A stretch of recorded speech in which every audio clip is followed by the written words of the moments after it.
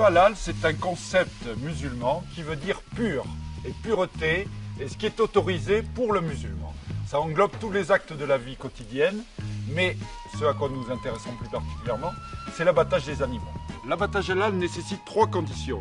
Premièrement, que l'animal ne soit pas étourdi avant d'être saigné, qu'il soit saigné par un égorgement large qui sectionne toutes les structures de la gorge, trachée et œsophage, et que l'animal soit tourné vers la Mecque en prononçant une formule coranique, nécessairement donc par un musulman. L'œsophage et la trachée sont à côté l'un de l'autre dans le cou, et que la section de l'œsophage, qui n'est pas ligaturée, alors que dans l'abattage classique on le ligature, fait que il y a des régurgitations gastriques qui viennent souiller la plaie.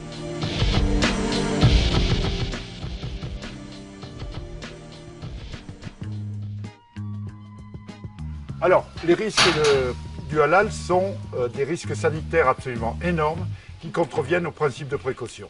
C'est-à-dire que la réglementation actuelle impose, lors de la saignée, d'épargner la trachée et l'œsophage, pour des raisons d'hygiène.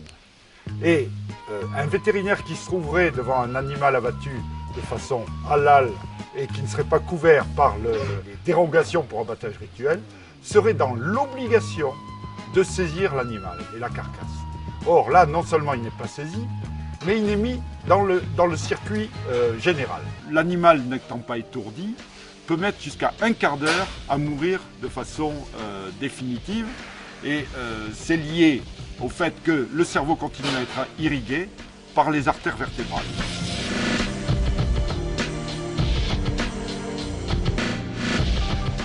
En ce qui concerne l'abattage moderne, que je qualifierais moderne, l'animal est étourdi avant d'être saigné. Ensuite, il est saigné par une toute petite incision qui va chercher juste les vaisseaux sanguins, et non pas, on ne sectionne ni la trachée ni l'œsophage. Et de toute façon, une fois que l'animal est mort, on ligature tout de suite l'œsophage pour éviter que lors des opérations qui vont suivre, il n'y ait une quelconque souillure de la carcasse.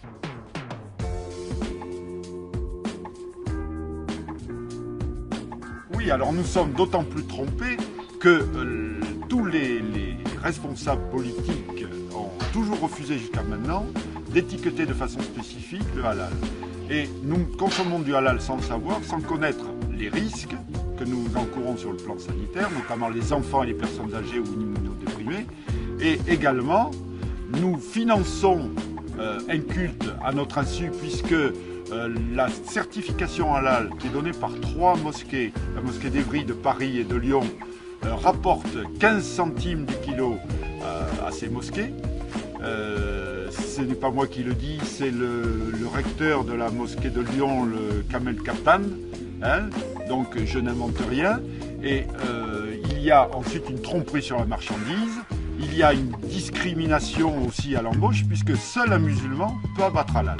Donc ça écarte de cette pratique tous ceux qui ne seraient pas musulmans.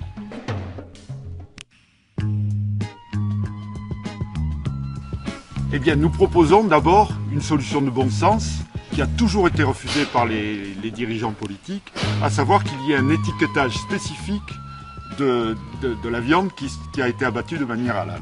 Ça, c'est le premier point, le premier stade. Mais nous voulons aller plus loin. Nous voulons que l'abattage halal soit interdit pour des raisons de protection animale et de protection sanitaire du consommateur, comme l'ont fait des pays comme la Suisse, le Danemark ou la Norvège. Donc quand on voit ces animaux qui sont si touchants, on a envie de leur donner une mort qui soit digne d'eux, même si on doit les consommer pour notre santé, mais il est nécessaire qu'on les respecte.